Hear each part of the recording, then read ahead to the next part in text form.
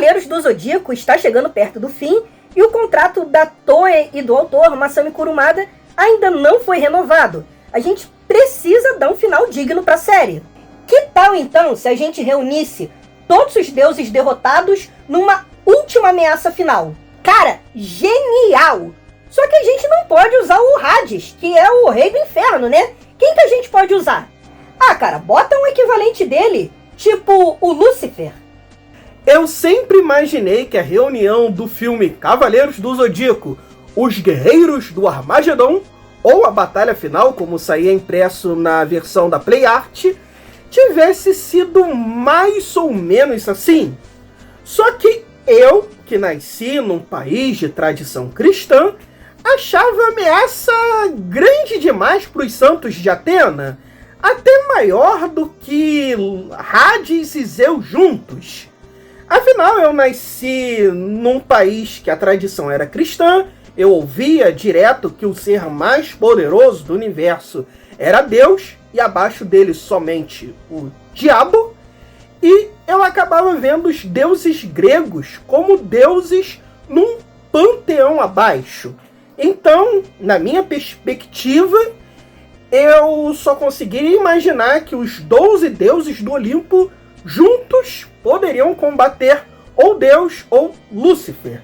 Mas isso é uma visão estritamente de alguém que nasceu numa tradição cristã, e hoje em dia eu tenho a plena consciência que Aralho e o Saitama assolavam os dois facilmente. E para um japonês, Lúcifer não passa nada mais nada menos do que um deus exótico, assim como para nós também são os deuses gregos, os deuses hindus, os deuses japoneses. Então estava tudo bem os japoneses considerarem Lúcifer uma ameaça menor. Afinal, o Lúcifer nem Deus é, né? É só um anjo caído.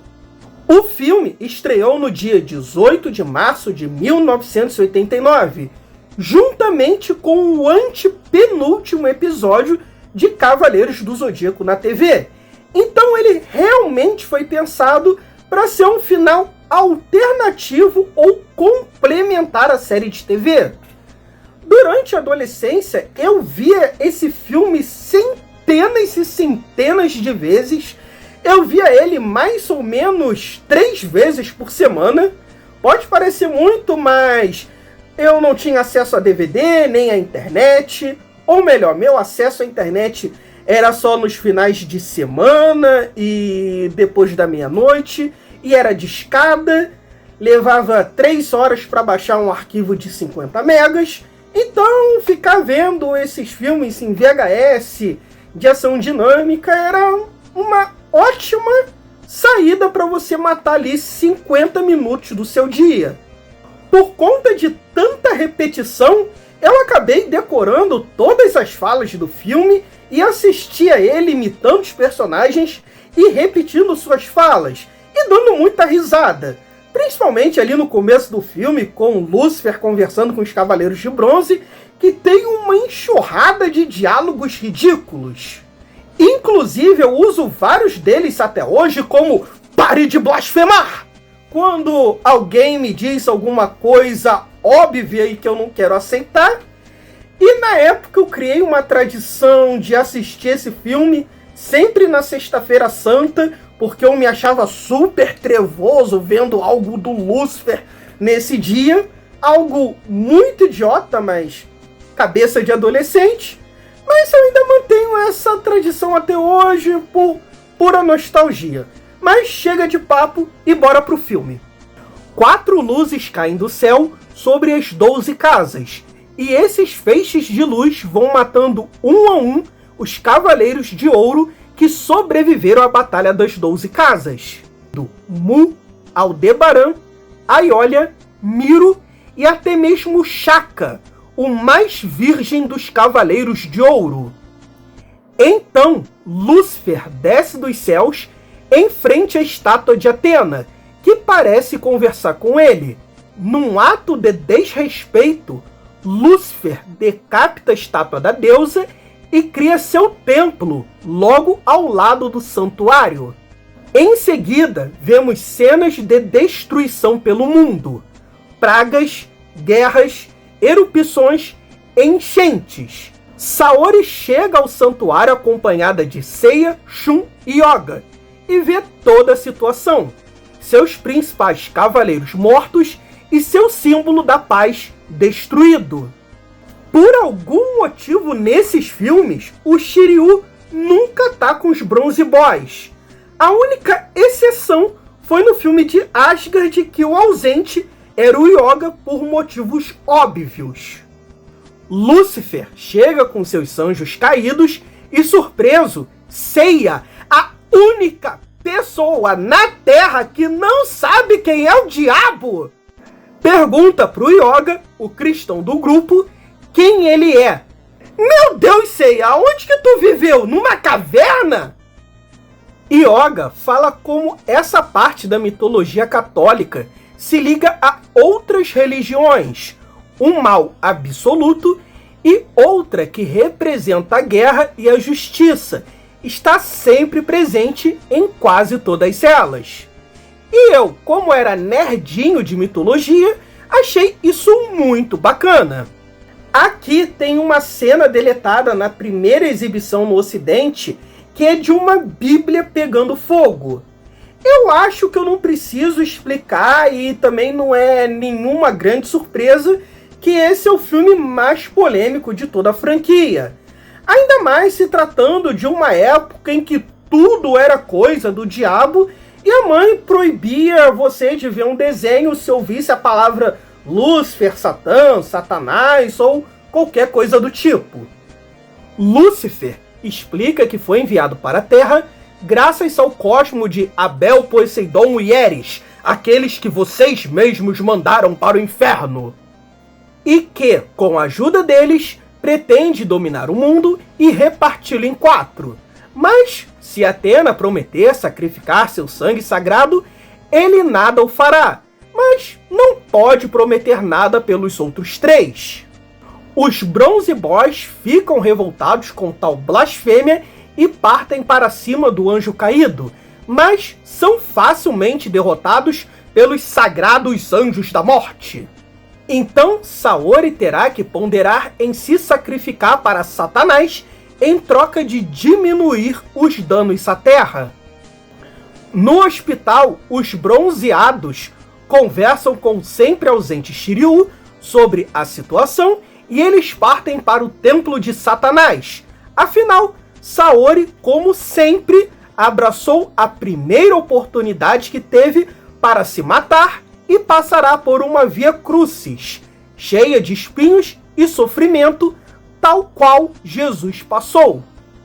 Primeiro, todo mundo que viu esse filme com certeza ficou mega revoltado com a facilidade que os Cavaleiros de Ouro foram derrotados. E não é para menos, tá? Isso é inaceitável até hoje. Como os 4 sagrados anjos da morte atacaram todos juntos, o que eu consigo imaginar é que o Moa usou seu ataque psíquico para fazer que os dourados abaixassem as guardas e os outros 3 iam lá e atacavam com tudo e por isso eles perderam tão facilmente. Só que em Cavaleiros de Ouro, como o Shaka e o Mu, que são fortes contra esse tipo de ataque psíquico, é muito difícil de você engolir esse cenário. O filme é cheio de erros de continuidade. Um deles é o Poseidon estar morto e no inferno. E a gente sabe que no final da saga de Poseidon, ele na verdade é aprisionado novamente lá naquele jarro. E depois, bem depois que esse filme foi feito, ele faria lá uma ponta na saga de Hades. E a gente vê que ele é um deus orgulhoso, é um deus que não é nem tão maligno assim e que está um pouco disposto a mudar. Então é muito difícil de engolir que ele está junto com Lúcifer. Como disse no vídeo anterior, o Abel ele queria fazer uma nova era dos deuses. Queria fazer um dilúvio e formatar os humanos para que eles fossem novamente tementes aos deuses. Eu também custo a aceitar que ele se juntaria a Lúcifer para destruir o planeta inteiro, escravizar a humanidade, principalmente usando de erupções e bolas de fogo, porque durante o filme ele parece gostar muito de sua irmã e da natureza, e eu não acho que ele gostaria de ver a natureza destruída e nem a sua irmã sofrendo.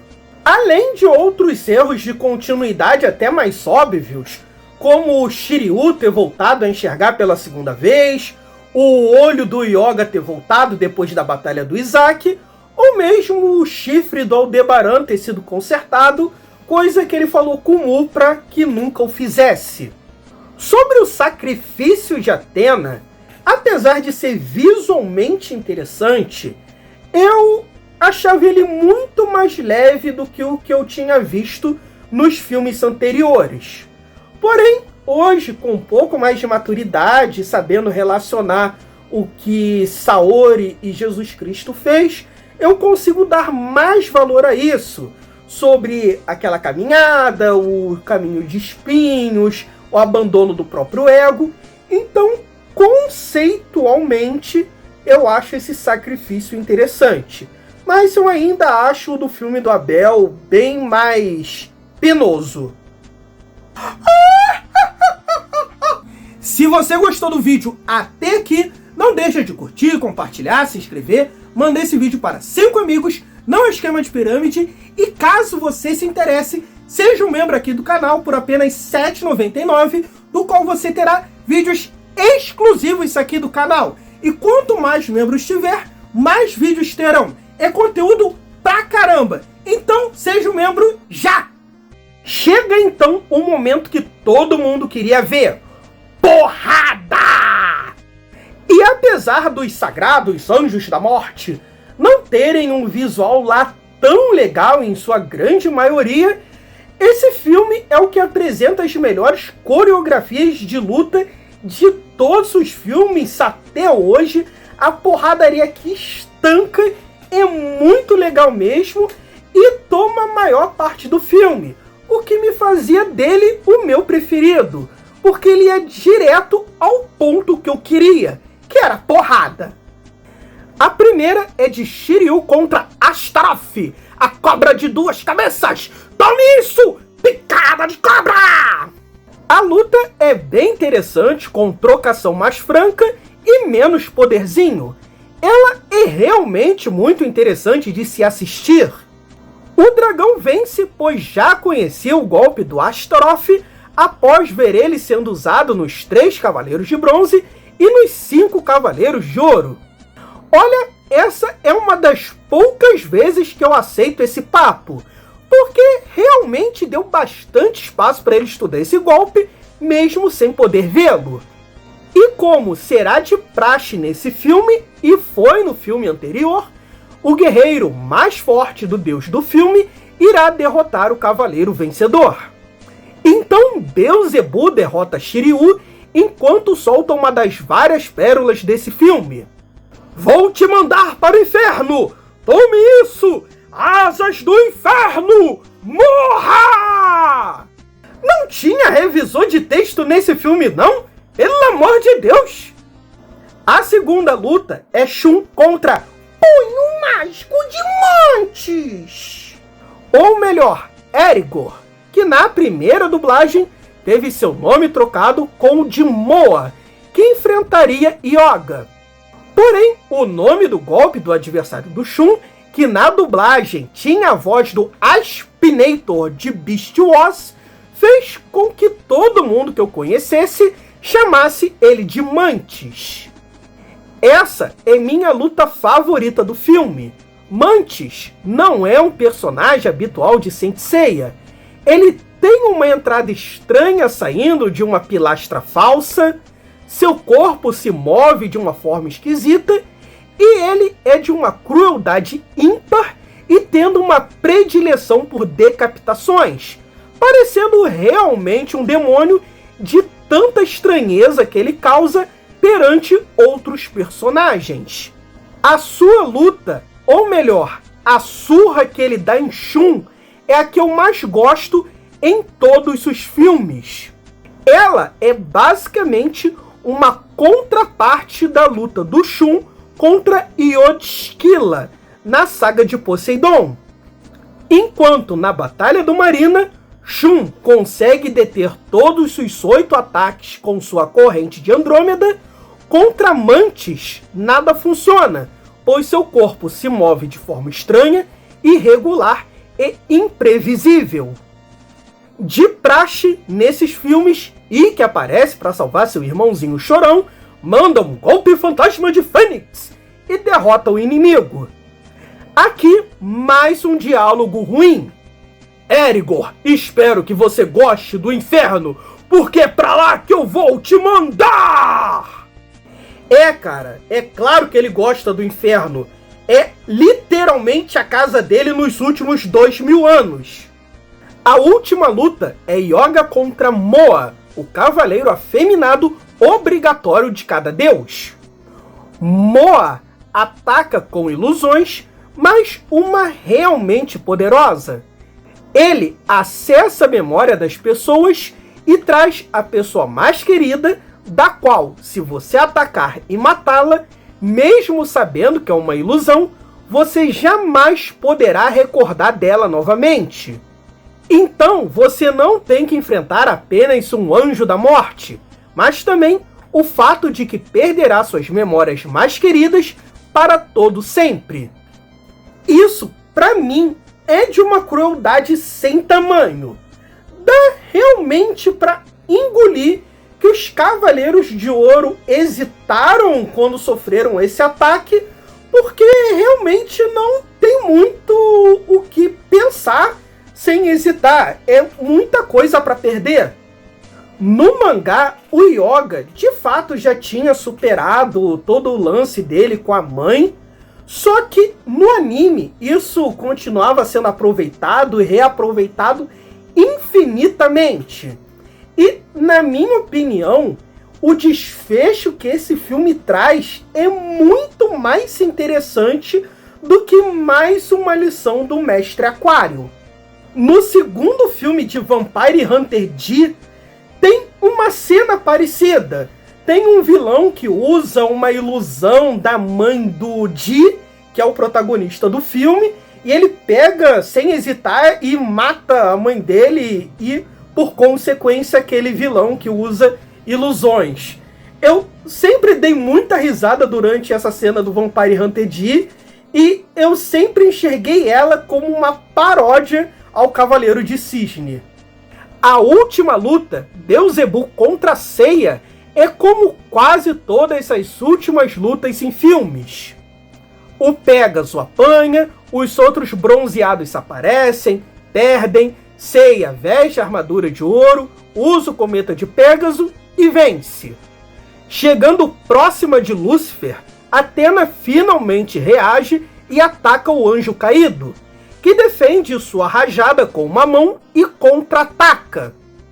No filme, isso parece ser algo banal, mas veríamos mais tarde que essas rajadas de Athena são realmente poderosas, ferindo seriamente deuses e com força suficiente para matar os Cavaleiros de Ouro mais poderosos, como seria mostrado e Sente achou. Então dá para considerar que Lúcifer é realmente poderoso aqui. Seiya saca sua flecha e, como todo filme, o adversário está usando Athena de escudo para que Seiya hesite em atacar.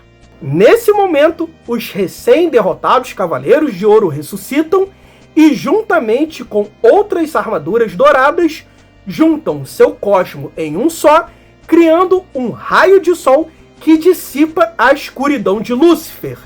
Unem seus poderes com a flecha dourada que elimina o anjo caído, levando de volta para o inferno ele e os outros deuses mortos. Então, também como todos os outros filmes, é hora de correr, pois o templo está desabando e precisamos ouvir Saori fazendo um discurso bobo enquanto toca aquela trilha sonora bonita com a mulher cantarolando no fundo. Esse filme consagra Seiya como um dos poucos personagens que solaram o diabo, lado a lado de Jesus Cristo, Cuphead e João Grilo. Esse é o meu filme preferido de Cavaleiros do Zodíaco, nem de longe é o melhor, mas é o que mais me diverte e é o que pra mim tem mais cara de Masami Kurumada. A ideia da ressonância das armaduras de ouro e a criação desse raio de sol que dissipa toda a escuridão foi reaproveitada pelo autor futuramente lá na saga de Hades durante o Muro das Lamentações, e apesar desse filme ter sido feito muitos anos antes, toda a trilha sonora que foi feita aqui foi reaproveitada lá na saga de Hades vários e vários anos depois. Inclusive, o Lúcifer e Hades compartilham do mesmo tema. E é um tema fantástico, o melhor tema de Deus criado aí pela Toei. Hoje, sabendo que rumo a série iria tomar, eu sinto uma pena que não houve um diálogo ali entre o Shun, que é o hospedeiro de Hades, com o Lúcifer. Mas é óbvio do porquê que isso não aconteceu, e talvez, se essa história for reimaginada no mangá, isso possa acontecer. Eu não sei a verdadeira razão para o cancelamento do anime. O que eu sempre ouvi e que me parece mais plausível é que o Masami Kurumada viu as vendas de boneco dispararem durante a saga das 12 Casas e da saga de Asgard, e a Toei metendo muito o bedelho, dando opiniões ali no mangá que ele estava produzindo. Como, por exemplo, criar armaduras de ouro em cima das armaduras de bronze, ou então, durante a saga de Asgard, criar armaduras negras para os Cavaleiros de Ouro, porque assim ela poderia vender o mesmo boneco 2 vezes, só repintando as armaduras. E com esse aumento de vendas, se a porcentagem do autor tá ali ainda diminuta, ele pediu para aumentar essa porcentagem, ele ouviu um sonoro não, então ele, como blefe, falou: então eu não vou renovar anime nenhum não, vocês que se virem, para ver se esse blefe colava e ele ganhava ali um aumento na porcentagem. Só que o que aconteceu foi que os engravatados da Toei falaram que não, é melhor a gente cancelar mesmo o anime, pau no seu... E assim, apesar de eu concordar com Kurumada, e provavelmente eu faria o mesmo blefe, eu não discordo dos engravatados da Toei aqui. Porque eles teriam que criar ali mais uma saga filler para conseguir dar tempo dele avançar na história da saga de Hades. Provavelmente eles teriam que esticar ali com filler aquele fraquíssimo arco do inferno, e eles não teriam a menor garantia que uma nova saga filler fosse trazer bons frutos como trouxe a saga de Asgard. O mais provável é que as vendas caíssem, eles se armagassem com um prejuízo, e a venda e a porcentagem do autor ainda tivesse elevada quando eles conseguissem recuperar isso lá na melhor parte da saga de Hades. Então aqui eu acabo dando a razão para os dois, e eu nunca vou saber a razão de verdade, nem vocês, tá? Não importa o que digam no artbook, não importa o que o autor ou o diretor diga, os japoneses são muito difíceis de revelar os verdadeiros motivos para o cancelamento desse tipo de produção. Bom, gente, é isso. Espero que tenham gostado. Não deixem de curtir, compartilhar, se inscrever, mandar esse vídeo para 5 amigos. Não é esquema de pirâmide, é marketing multinível. E se você caiu aqui de paraquedas, se não conhecia os outros vídeos, dá lá uma olhada que eu já falei dos outros 3 especiais. E o próximo vídeo aqui do canal vai ser do Prólogo do Céu. Eu vou cobrir todos os filmes de Cavaleiros do Zodíaco, inclusive aquele live action bosta. Então é isso aí, até a próxima.